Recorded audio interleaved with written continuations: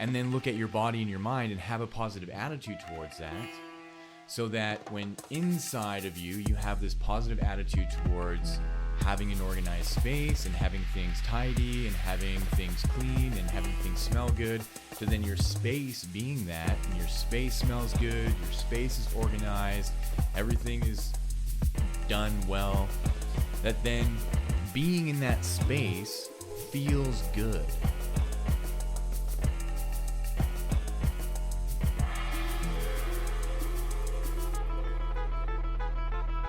The Yoga Connection with Zorananda is a deep dive into the world of yoga, exploring the rich history of tradition, methodology, and practices both ancient and modern.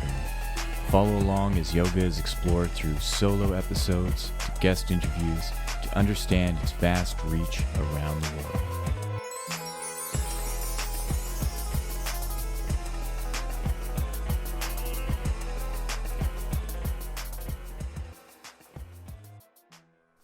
Hey, and welcome to the Yoga Connection. My name is Zorananda. Today we are now diving into the Niyamas of Ashtanga Yoga. So this is the second portion of the 8-limb path. So just like the yamas, there are 5 niyamas. And the first one that we're getting into is Sauca, or cleanliness. I'm not too sure how long this episode is going to be. It's going to be a little bit less than I think normally. I'm going to try to shoot for the hour, but some of these niyamas are pretty straightforward. Like when we think of just cleanliness, we think of cleanliness of your space, hygiene, and of your life. You know, are you organized as a person? And traditionally speaking, if you were to think of people from, let's say, you know, like 1,000, 2,000 years ago, when these ideas and these concepts were kind of first put together and first systematized, that hygiene and general like cleanliness wasn't on the highest priority of most people, because you're living in a world that is still largely, I want to say primitive, but, you know, like if you were to think like 1,000, 2,000 years ago, depending on where you are in the world, for the most part, for the majority of people in a society, things are pretty bleak. And the focus on life is primarily survival. And you're at a time where there's very little technology. You're building houses, you're building your shelters out of just raw materials. There's really no concrete roads. There's no landscaped cities and neighborhoods. And so the civilized world and the natural world are pretty much intermingled. And what I mean by that is there's really no separation between us as humans and the animal world, where if you look at a city like, say, that I'm in Edmonton, you go through the neighborhoods and yeah, there's lots of trees, there's lots of parks, but all of that is designed. It's all planned, where the trees go, you know, where the houses go, where the parks go. So on one level, it looks like there's nature, but that was all designed and that was all put there by the developers and by the engineers to make the neighborhoods look a certain way.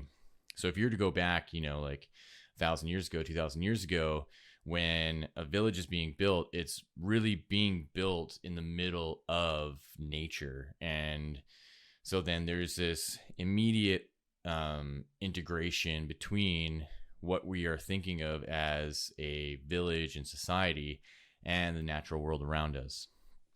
And so to maintain a higher standard of hygiene and a higher standard of health is going to be a lot harder when you have particular factors from the natural world coming into play. So you have all types of bugs, all types of animals, natural disasters. you name it, that are going to affect how you are as a human being. And so when I think about the 8-limb path, and I think about these kind of spiritual or societal do's and don'ts, I think about the time that it was created in. Because right now, if you're thinking about cleanliness, we have it pretty much on point. You know, you can go to any store, you can buy soap, you can buy shampoo, you can buy toothpaste and a toothbrush, and you can get clean clothes and shoes. And so you can dress yourself in a way where your body is protected from any kind of pathogens, where way back 1,000 to 2,000 years ago, that was a lot harder, when there really wasn't anything for footwear to keep you away from the ground and from snakes and from whatever bugs or on any kind of pathogens. And so the advent of hygiene and sanitation puts us in a world where we are just much cleaner now than ever before. But Sauca as a concept is still really important when wanting to adapt or adopt a yogic lifestyle in a modern sense, right? So, like I said in the beginning, you know, we're looking at, I think, primarily 3 things with cleanliness. Cleanliness of your physical body, cleanliness of your space, and cleanliness of your life. So if we're to look at cleanliness of your physical body, that's a given. There's kind of a societal standard that if you're going to be out in the world, you don't want to be smelling bad, you know, and like, it's kind of weird to talk about this because we all know this, right? Like, we're all kind of groomed and taught from our young age that, like, you should be brushing your teeth every day. You should be showering, you know, regularly. You don't necessarily have to shower every day, but give your pits a smell. You know, are there odors coming off of you? And in the earlier days, you know, it would be more understandable that, like, maintaining good hygiene was to actually keep you healthy, that there could be a possible threat to your health if you just were not hygienic. And it is now, but because we live in a much more sterile world, unfortunately, as I'm sure we have all experienced, there's always that person that has very poor hygiene, and they rarely shower for whatever reason. It can be personal, it could be laziness, it could be, you know, they're taught to conserve water, whatever, right? And so making that comparison of now and back then, having Sauca as a standard is obviously evident, right? It's like, it makes sense that there's going to be this teaching and this standardization of this yoga practice from 2,000 years ago, that when it's looking at the society as a whole and the people in India and, you know, what their lifestyle is like, having something like this is really crucial to the longevity of the people that you're wanting to conform into better people. So, you know, they're Patanjali creates these sutras and the systemization, and he says, look, if you really want to get in touch with yourself on a deeper spiritual level, here is the standard. Here are the tools, and here are the things that you have to do. And one of them is cleanliness, right? And it's starts as a physical thing, and it moves into more of like a symbolic representation of, okay, well, if you're wanting to greet something greater than yourself, are you going to want to present yourself as this like dirty, unhygienic, kind of rotten person? Or are you going to want to present yourself as your higher self or divinity would show up as? Is your divinity going to show up as ragged and gross? You know, probably not. And that's just like, you know, kind of a loose generalization, but on a practical level, thinking back, 1,000, 2,000 years ago, having something like Sauca makes sense to help with preserving life. So then, using the tools that they have. So in India, instead of, toothpaste and a toothbrush 1,000 years ago, they have neem. So they have the neem tree and they have neem branches, and neem is actually incredible for killing bacteria and actually like maintaining good oral health. And it's just this little branch that you can chew on. And so then in the yogic system, they have now tools for cleanliness that at that time were really effective and really helpful. And it goes into the world of Ayurveda and what herbs can be used and what spices can be used and what practices. So they have something called the Satkarmas, so the 6 actions of cleanliness and the Satkarma Kriyas. And, one of them is Jalneti, which some of you may know or may not know. It's basically taking warm salt water, so clean, warm salt water, preferably like purified spring water, not tap water, that's been boiled and then cooled down to a warm temperature and then mixed in with a bunch of salt, and you create a saline solution, and then you have this neti pot that then you use to flush out your sinuses.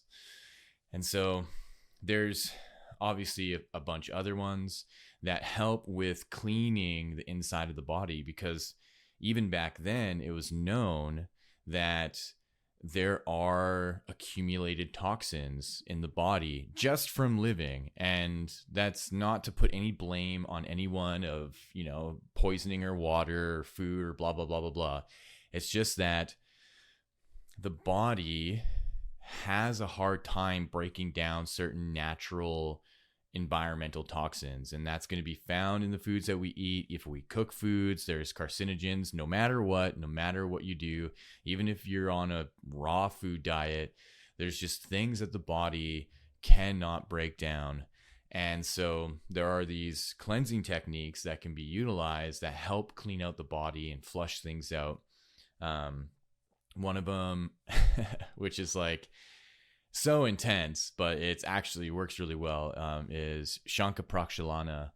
And that's essentially, again, with salt water, but this time you're drinking liters and liters and liters of salt water and doing these movements to open up your digestive system to flush out your intestines.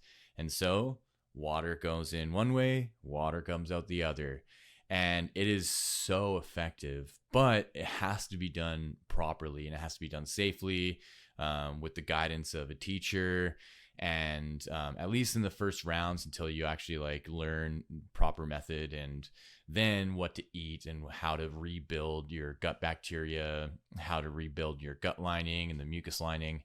And so these yogis from thousands of years ago developed these systems that are actually quite ingenious in what it takes to keep the body quite clean.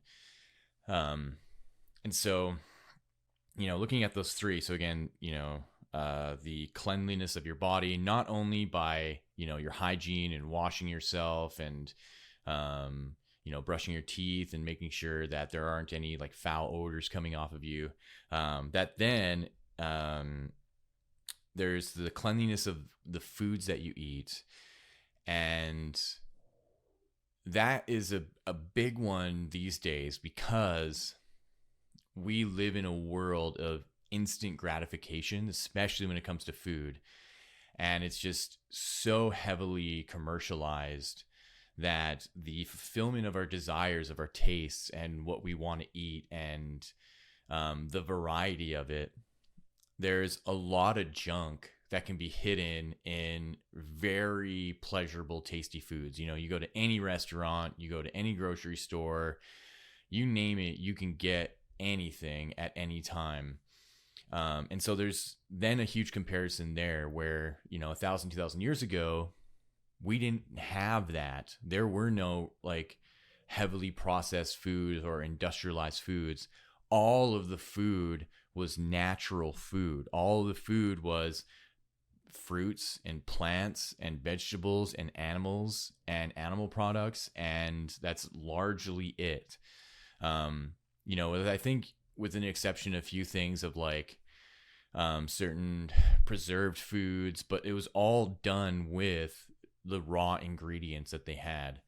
So I think if you were to go back, that was 2,000 years, on a level of food consumption, a lot of people were seemingly quote unquote healthy, but there's also a malnourishment in most of the people because of a lack of access of certain foods.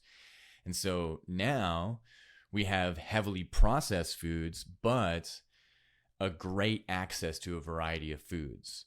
And so we're not living in a village where all we have is like bread and meat and cheese, right?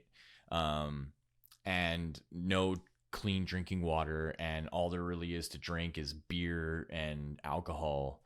And so there's a trade-off as, we come from the deeper reaches in the past to the more modern era of what we would consider clean foods, where again, in the past, sure, they had cleaner foods, quote unquote, because everything was much more natural. But then for the most part, in the greater populace, they had less access to a variety of foods for nutrition. So a lot of people were just malnourished, and there's a lot more poverty, seemingly.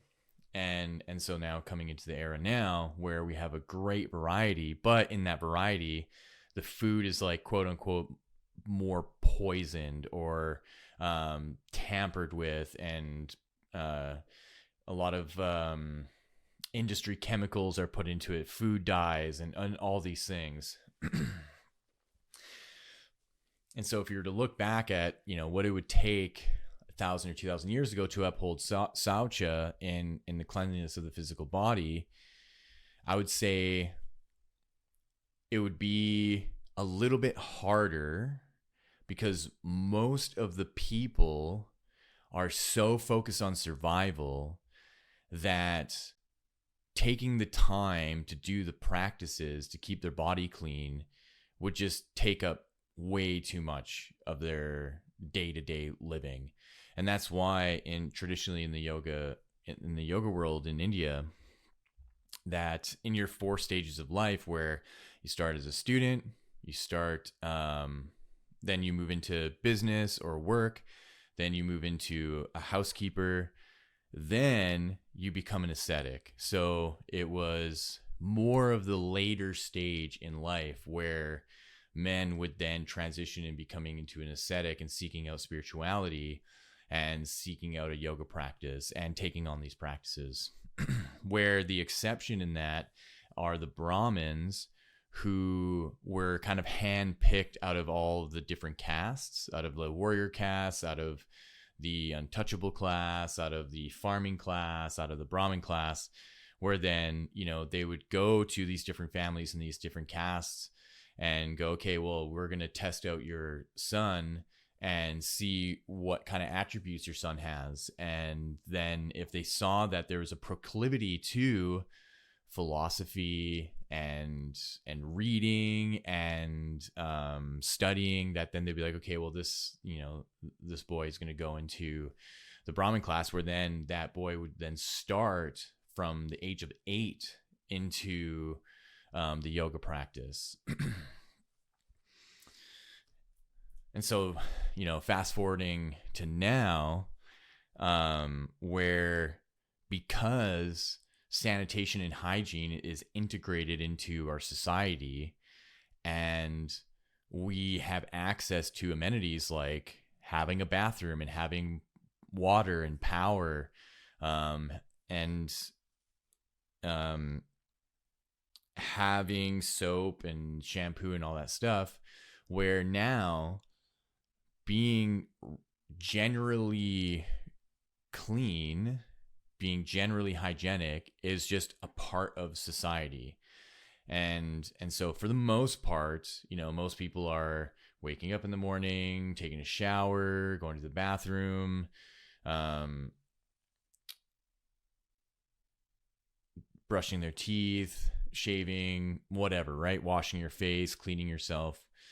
But it kind of stays there, right? There's just the basic world, or the basic tenets of, what it means to have good hygiene.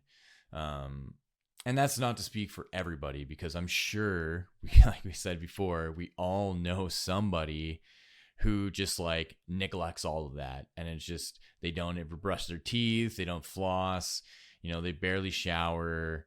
And it just becomes evident, right? And those are, even though that does make up a good portion of the populace, those are still outliers of people that just like really don't care.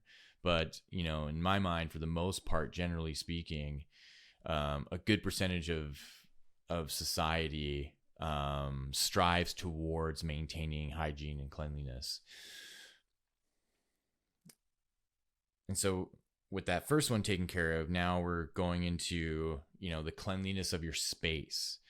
And it kind of works hand in hand. If you are generally a hygienic person and you like to maintain your body, and you have a routine for upkeep of, maintaining your skin and your nails and your teeth and your hair and, how you smell, and you want to be presentable, that's going to transfer to how your space is, and, the general upkeep of your space. And not all the time, obviously, there's always going to be a give and take in this stuff. There's no absolutes. And so in this case of Sauca, of, ensuring that you're upholding the practice of cleanliness, that if you are going to take care of your physical appearance and you're going to take care of your physical cleanliness, then that transfers to taking care of your physical space and the cleanliness of your space. So what does that mean? Just like when we're taught when we're kids, clean your room, make your bed, sweep the floors, do the dishes, dust the place. And these things are adult responsibilities that is ingrained in us as we're kids, because, our parents want to teach us good habits. They want us to grow into adults that can take care of ourselves. And that's not usually the case. Most of the time, most people aren't making their bed when they wake up. They're not regularly doing their dishes. They're probably not ever cleaning their floors. They're very seldomly sweeping. They've got clutter everywhere. And so ensuring that, or how do I say this? Introducing Sauca as a practice is looking at your space and asking yourself, what is it about cleaning that I have a problem with? And it's usually because when we're kids and we just want to play, we just want to be left alone, we just want to do our thing, we want to play with our toys, we want to play video games, we want to be out with our friends, and suddenly that gets interrupted by, you have to do this, you have to do chores, you have to clean your room, that there's this resistance to the authority of our parents or an older sibling to step into the role and the responsibility of taking care of our space. And so if we're going to carry that through our life, so starting at 6, 7, 8 years old, when your parents start to go okay, you're starting to get big enough that you need to start taking care of these things, that if we start to have a negative attitude towards that, and we have a hard time and we really resist, and we just, for whatever reason, anytime our parents say hey, you need to clean this, you need to clean that, you need to gather up your laundry, you need to put it into the laundry room, you need to take up all your toys and put them in the bin, whatever it is that the parents are hey, you need to start practicing some organization and start taking care of things, that the resistance to that carries into our adult life. And then what does that manifest as? Right? We start to become problematic, just like generally in our life. And so if we come into our own space when we're adults and we're finally like, finally, I don't have an adult, I don't have a parent, I don't have a sibling to tell me what to do. I'm going to do whatever I want. That is a trap. And what that traps us into is an adolescent level of thinking where now, because we're an adult, we can do whatever we want. We're not actually living as an adult. We're living as the adolescent who has the freedom of an adult that can then do whatever we want to do. Don't have to clean anything, can keep everything a mess. Things are like rotting somewhere in the fridge or on this in the sink or in the garbage can, and the bathroom's a mess. All these things, that space actually starts to affect who we are as a person. So there's a reciprocation of transference of particles. Like, think of it this way, that if you were to zoom all the way down on the molecular level of what is coming off of our body, because our body is off-gassing all the time, just because we don't see it. There's an exchange between the, carbon dioxide that's coming out of us and the skin particles that are coming off of us, and whatever's in the air and whatever is happening around us is being exchanged with our body. And so if we have this negative attitude that is in us about keeping a clean space, that then manifests as having a dirty space, that on some level, the environment that we're kind of incubating in, that is this dirty space, is seeping into us, and then we're taking that out into the world. And so on an ignorant level of just not believing in any of that, which is fine. You don't have to believe in anything that I say. It doesn't matter. You don't have to believe in any of this stuff. But it starts to make sense that there is an exchange that's happening, and that what's inside your mind about just regarding a negative attitude about having a clean space, manifesting as a very dirty space, and then us kind of like being seeped in that dirty space. Then we go out into the world, and that comes off of us and starts to actually affect the people around us. And we start to wonder, if you have these kind of like negative reactions from people, like, oh, why don't people like me? Why don't people want to be around me? And it's because there is this exchange that's happening, and it's very intuitive, and it's on this like molecular level that you're giving off this quote unquote aura of shit. And so Sauca comes in and says, hey, clean your room, clean your space, have good fragrances, keep everything in order and in check and organized, and then look at your body and your mind and have a positive attitude towards that, so that when inside of you, you have this positive attitude towards having an organized space and having things tidy and having things clean and having things smell good, to then your space being that, and your space smells good, your space is organized, everything is done well, that then being in that space feels good. And you don't have the burden of looking around and being like, shit, I need to clean this stuff. But then you never do. And then just junk piles up and piles up and piles up. And you're just kind of stewing in that space. But then on the flip side, everything's clean and organized. Everything's nice. And you can feel good. And you can be like, you know what? Because I clean regularly, I have more free time to just sit and chill and read or do whatever. Then going out into the world, you're putting out a way different vibe. And it's literally the space and the smells of it and the feeling of it that is intermingling with the particles of your body. Then go out into the world, and people look at you and they're like, wow, like there's something different about this person.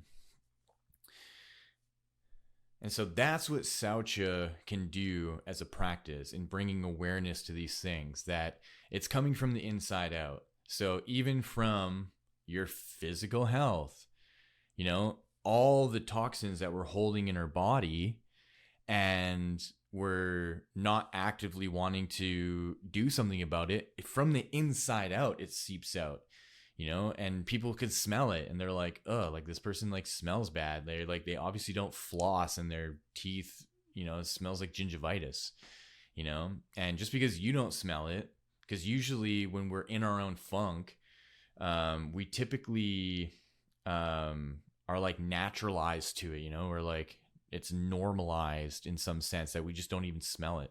And then the last part of Sauca is the cleanliness of your life and the organization of your life and who you are as a person. So, you know, if we're trying to track, you know, how cleanliness and Sauca affects us, coming from taking care of your physical body, taking care of your space, and then what does your life look like in the work that you do, the hobbies that you have, the passions that you have, and then just like how you manage your life in society. And this is a big one because a lot of people find it quite intimidating and quite challenging to maintain things like doing your taxes and maintaining a job, and within maintaining a job, paying all your bills,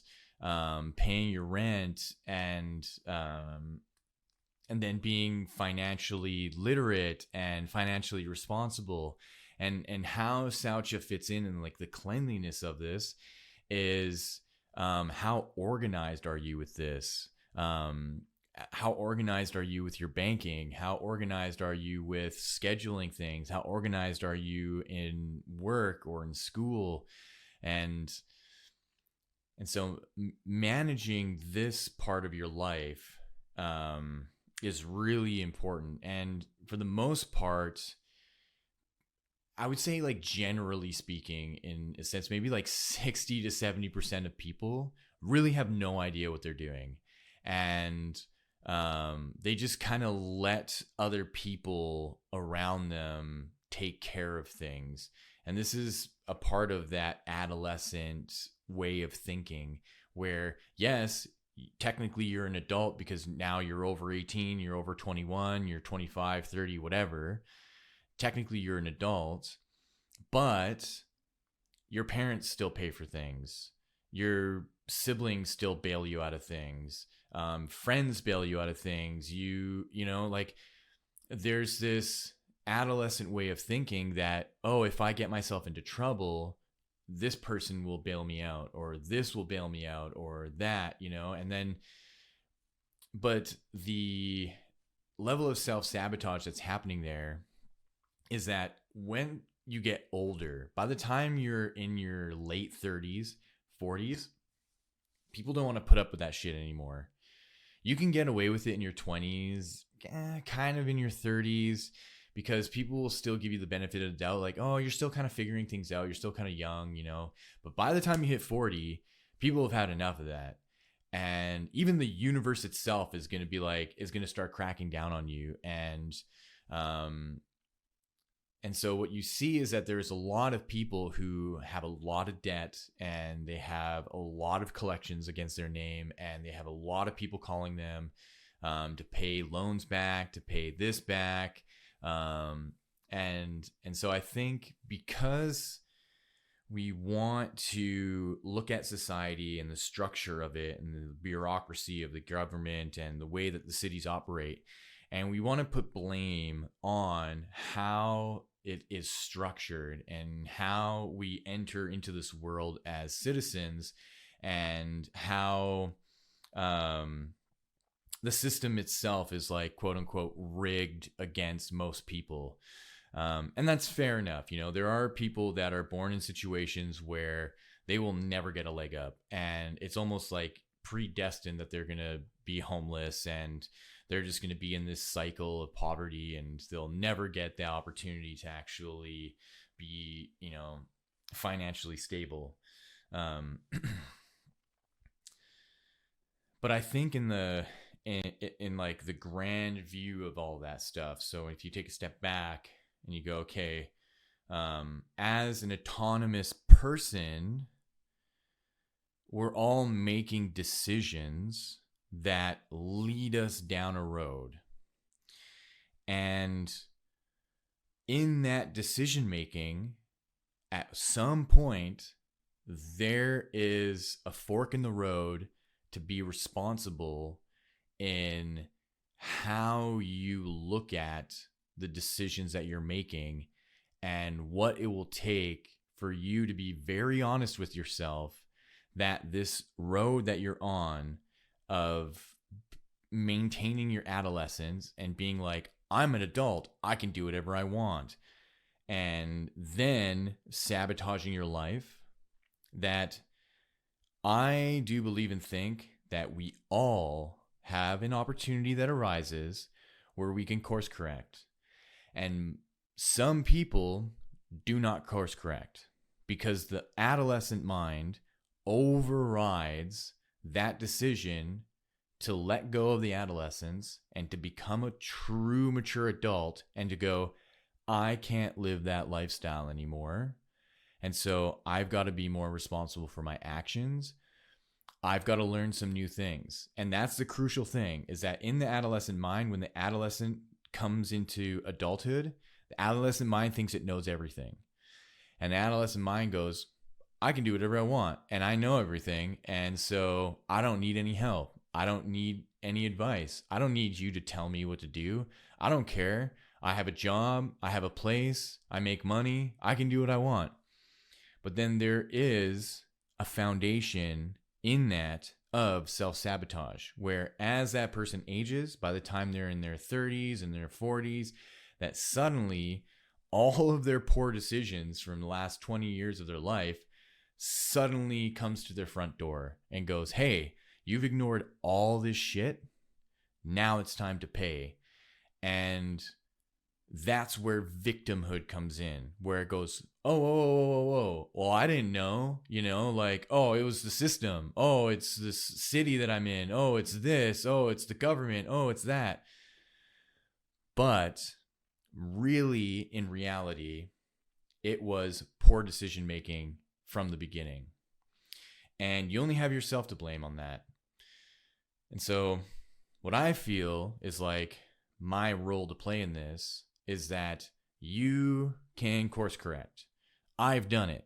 I was the person that was making poor decisions, and I had to take a step back and go, if I keep going in this direction, I'm going to be way worse off down the road. And that's the important thing, is to take the blinders off that the adolescent puts on of pleasure and just in the moment, like, no, go and buy that thing. Go to that restaurant. Go and drink over here. Go and do this. Go and do that. That when you take those lenses off and you look towards the future and you go, oh, if I keep doing this, I'm just digging myself deeper and deeper into the situation. And there's not going to be anybody up there with a hand that's going to pull me out, because I'm going to be in my 40s and nobody is going to want to help me. And so then when you bring Sauca into view in cleanliness of your life, now you're seeing and deciding for yourself, how do I have a clean life where I am unburdened by these random situations that come up that I think to myself, oh, this always happens to me. And so if you don't want to say that to yourself, oh, I always get the short end of the stick. Oh, this always happens to me. If you want to remove that way of thinking, you then have to bring in something like Sauca to then clear away the sabotage in your life. And the best way to do that is you have to be honest with yourself, and you have to then face those burdens, and you have to then go, okay, you know what? I'm going to pay my debts. I was just in such deep refusal of using my money to be responsible because I wanted to buy this new thing. I wanted to go on this vacation. I wanted to do this. I wanted to do that. I wanted to go and drink. I wanted to go and do this. Now, when you rein that all in and you go, you know what? I'm going to stop smoking. I'm going to stop smoking weed. I'm going to stop drinking. I'm going to stop eating out every week. And I'm going to do this for a month and see how much money I've saved. And you'll be so surprised, so surprised that you'll have a bunch of money at the end of the month. And this is exactly what I did. So for me, a lot of my frivolous spending was on food. I would just like go spend $20 to $40 a day on whatever. It's like I've already went grocery shopping. I already spent my $400 or $300 budget for the month. Let's say $400. But then on top of that, I'm like, well, I'm going to go out for lunch, or I'm going to go buy this snack, or I'm going to do this. And then by the end of the month, I've not only spent the $400 on my groceries, I've spent another $400 on just random food stuff. Then on top of that, I was smoking tobacco. I was smoking weed. I was drinking. I was living with roommates who smoke weed, smoke tobacco, and drink. And so I'm spending another $200+ on just that stuff. And so I made a decision last year, and I'm coming up to my full year of not smoking, which feels so good. Where I've had a lot of extra money because I'm not going and buying weed every week. I'm not buying tobacco every week. I'm not buying edibles. I'm not, buying pre-rolls. And I was smoking a lot. And so to come to this place where I'm like, I have to rein this in. And so that adolescent mind of mine that was making the decision to be frivolous now no longer can operate at its highest capacity. And there's going to be points where my adolescent comes up and goes, you know what, can we do this? And I go, yeah, sure. Let's go out. Like last night I went to a show. I had friends that are in a band. I went out with another friend, and, we had a couple drinks, bought tickets for the show, but I have the money to do that. And that's the thing. It's not coming from a place where I've spent all my money and I'm like, oh, but I want to go do this show and I want to drink, right? Where then I'm making a compromise where then I'm sacrificing. There's no sacrificing happening. Then it feels way better to go do those things when I have that control. And I'm like, sweet, yeah, I'm going to go to the show and I'm going to happily pay for tickets. I'm going to happily go get some drinks. I'm going to happily have a good time.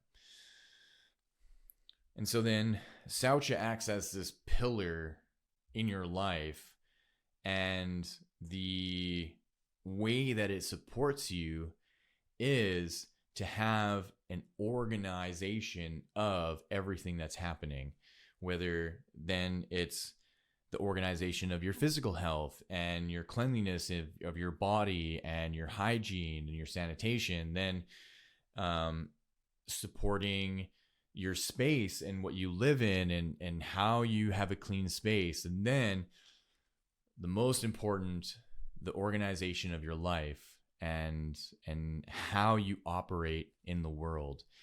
And the benefit of it all is you then have more space to attract.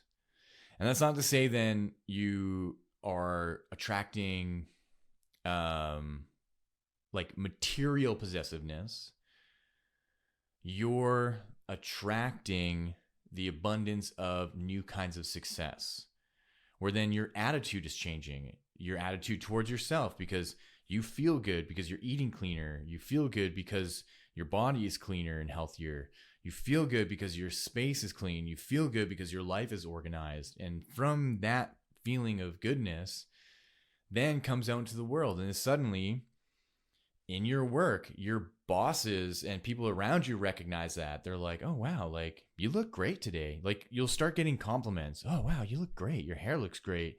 Like your skin looks great. Oh, like, then the clothes that you want to wear changes and you want to kind of upgrade things. And now because you've taken care of your finances and you have this like clean structure of being responsible with your finances, suddenly you have extra money and you're like, you know what, I'm going to go buy, a couple new pairs of pants and a couple new shirts, and I'm going to change my style a little bit so I look a bit cooler and I look a bit like fresher. Suddenly you're getting compliments on how you look. And when you bring people over, you'll be much more inclined to have dinner guests, and you bring friends over and they're like, wow, your space is awesome. Like, this is great.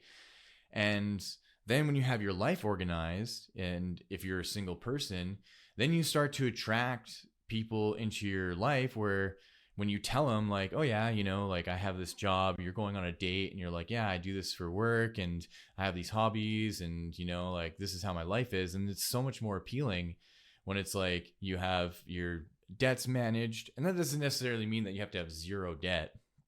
I have debts. I have a car loan, whatever, a credit card, but they're manageable. Like I don't have anybody calling me and being like, you know, you're overdue on this and over that. Like we're going to have some debts, but it's just being and having a more mature stance on it. So then it's manageable.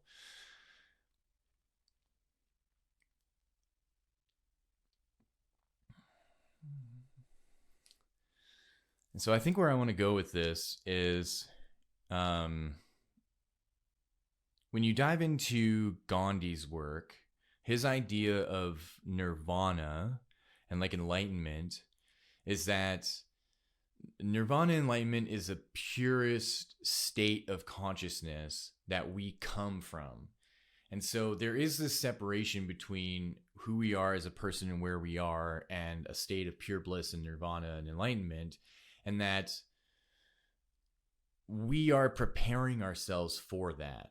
And kind of whether we are aware of it or not, there's something in our life that kind of signals to us that whatever we're doing in this life is to lead us into something greater. And what I like about his philosophy of that is that when you take on a yoga practice and say you take on Ashtanga yoga and the 8 limbs and you're really diligent with it, that whatever your spiritual practice is, it becomes noticeable that you are preparing yourself for something greater. And you start to get these glimpses of what that greater is. And it seems like that when you can transform yourself from this person who is, you know, unclean physically, you know, your hygiene is poor and, you know, you're very messy as a person, you're clumsy as a person, your space is messy, your life is messy, that bringing in a spiritual practice to then transform that and transform yourself into a person that is hygienically taken care of, your space is much cleaner, your life is cleaner and organized, that there's this like gift that's given to you of a new kind of awareness of spiritual advancement, that something clicks open where you start to make sense of the world that you're in and that you're not so tunnel visioned into that adolescence where the adolescent just goes, oh, fuck everything. Like, it doesn't matter. Like, you're an adult. You can do whatever you want. Just like whatever, eat Hot Pockets and play video games and wear the same shirt and wear the same clothes every day. And like, you don't have to do anything. That way of thinking is transformed into, I'm a human with a purpose. And as soon as that is affirmed, I'm a human with a purpose, that there's a flood of inspiration that comes through from something greater than yourself that starts to inform you on what your purpose is. And it's going to be different for everybody, where that doesn't necessarily mean that it's like, oh, I've got to be a yogi and my purpose is like helping other people realize these things. It can be, I really love chess and I want to get way better at chess. And so you just like dive into the world of chess and you become a grandmaster in chess, or like whatever it is, you name it. in accounting or in sports or whatever, that something clicks inside of you, that there's this karma that's relieved, and there's this new kind of karma that bubbles up of, oh, my purpose is in this. My purpose is to make a business selling clay cups, and I really love pottery, and so I'm gonna make an Etsy store where I sell my like clay cups that I'm making. That pillar of Sauca then just can open you up to a new possibility where you're no longer sabotaging yourself. You're no longer in this funk of just dirtiness, quote unquote, dirtiness around you. And I think some people have a problem with this way of thinking, because there's these ideas where, oh, like very famous like mathematicians or scientists, or there's these studies of like, well, Einstein had a messy room, or Mozart had a messy room, or Newton or something, where it's like, well, actually like messiness is a precursor to genius, and that they made sense of their disorganization and they knew where things were. And I think those are just like very specific outliers. And I don't think that can be kind of imposed upon the general public of people, because I think most of the time people who are messy and disorganized are very scattered people, and they're not geniuses, and they don't have a proclivity to understanding, like their mess in a way, or their disorganization in a way that can lead to them making some wild scientific discovery. So I try to not to like lean into that of being like, oh, we're told that we should be clean and organized, but Einstein was super messy and he was a genius. And it's like, yeah, but he's like a very extreme outlier of a person. It's like, why not look towards other examples of like hoarders? Are hoarders geniuses? It's like, no. Like most of the time when you watch those TV shows of hoarders, it's like their hoarding mess and who they are as a person is like very like hand in hand. There's like a synthesis or a symbiotic nature of who they are as a person and their like hoarding habits and their addictions. And it's like, you don't want to delude yourself into thinking that like, oh, keeping my space super messy and gross, and there's who knows what's growing somewhere, that, oh, I'm actually a genius. Because then you're going to maintain this level of self-sabotage in your life, where it's much more suitable and beneficial to take on this practice of Sauca and to just clean things out in your life. Which I think, to me, to end here, which is great, I'm hitting my hour mark. I can just rant on about this stuff forever, it seems. That I think one of the most powerful things to clear out are negative people. And that one is going to be the hardest because of emotional connections. That when we have people in our lives that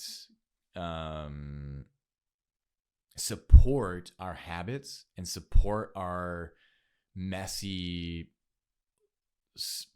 lifestyle, especially if it's someone that's been with us since our childhood, where our adolescence that becomes adult, that then has connections with other people who are in their adolescence who are in adults, that it like feeds back and forth. And so if you decide to start to change, that compromises the emotional connection that the people have with you, that was developed in that adolescence. And so because since you're trying to change and trying to let go of your adolescence to become an adult, it's signaling to them to do the same thing, and they don't want it. And so what ends up happening is that you are gaslit and you are convinced that you should not do that. And the best thing to do is to like kind of cut those people out as hard as it's going to be. And that doesn't mean it's permanent. It can be temporarily that you cut certain people out of your life and you go, I don't think it's healthy that we maintain this friendship for now. I need to course correct and I need to go take care of things in my life, because when I'm with you, I spend way too much money. I, lean into my vices and I don't want to. And I'm less responsible as a person around you. And so I want to be more responsible. I want to get rid of my vices. I want to save money and have my finances in check. And I can't do that with you around. So I'm sorry. I have to cut this off. I need to go do my own thing. And I'm telling you right now, you will have a sigh of relief when you're in your own space and you don't have those people around and you can control the things in your life and not be tempted by that way of thinking. And then you can make a conscious decision later on down the road to reintroduce some of these friends at a kind of at arm's length. We're like, oh yeah, we'll go hang out, but we're only going to go do this. Like, I'm not going out and getting drunk anymore. I'm not coming over and smoking weed all day. I'm not, like going out and shopping and spending money on all this stupid shit. Like, you can have those boundaries now. And if they don't like it, then you just go, okay. And you go on to your own thing. And that, like I said, is going to be the toughest thing, because when it comes to like your space and things, there's not really an emotional connection to space and things and, like some responsibilities in your life, but there is strong ones with people. And this is something that I had to do in my life. Like last year when I was living with roommates, I had to make a very strong conscious decision that I cannot live with these people anymore. I need to be in my own space. I need to stop smoking. I need to stop drinking. I need to stop spending my money. I have things that I'm wanting to invest in. I have my music that I'm putting out there. And so I just really need my life dialed in so that if, I'm going to want to be healthier and start teaching yoga again, that I need to have a space that's conducive to all that. And it brought up all of that adolescent stuff. It brought up all of that like projection onto me that now I'm the asshole for wanting to move out, and I'm the asshole for ending friendships, and I'm the asshole for wanting to change my life and to look at my lifestyle and wanting to change things. But then after a period of time, things turn around and things smooth out, and then it's all good, and I reintroduce myself back into those friendships and everything's all good. But then now I have more self-control, and I have that pillar of Sauca, and I have that lens of Sauca. Say, instead of a pillar, I'm like looking through it as a lens of, okay, if I want to maintain this like cleaner lifestyle, here are the things that I'm going to consider if I'm going to hang out with these certain people. And smoking weed, absolutely not. Doesn't matter, how much this other friend forgets and goes, oh, let's go smoke some weed. I'm gonna be like, no. When it comes to going out to dinners, I'm gonna be like, no, I have food at home. And so then that lens becomes a very helpful tool in maintaining self-confidence as well, because you want to be confident in yourself to be able to say no to things. And that's really hard, especially when you're tackling addictions, like addictions to tobacco and to cannabis and to alcohol, that having the wherewithal within you and having the courage within you to say, no, I'm not doing that thing. No, I'm not going there. No, I don't want to. And not taking things personally, not caring if like the other person is going to like feel hurt by it. It's just like, no, I'm just saying no. Like, we're adults. Like, we're not kids anymore. I can just say no, and I don't need the guilt, right? So I think I'm going to leave it there. Hopefully that was all helpful. Thank you for sticking around and listening. feeling good about getting back to doing these weekly. And I'm right in the middle of releasing all my music. So one of the best ways that you can support me is first and foremost, following this podcast, subscribing to it wherever you're listening to it, and then checking out my music. Follow me on Spotify or Apple Music or YouTube. It is everywhere. And that just encourages me more and more to keep doing what I'm doing and to put out new stuff and to watch all of this grow. And hopefully one day, this can be a bigger channel and I can have some cool guests and I can take it much more seriously. So thank you for listening. Thank you for tuning in. All my links are going to be in the description. And have yourself a wonderful rest of your day. Enjoy.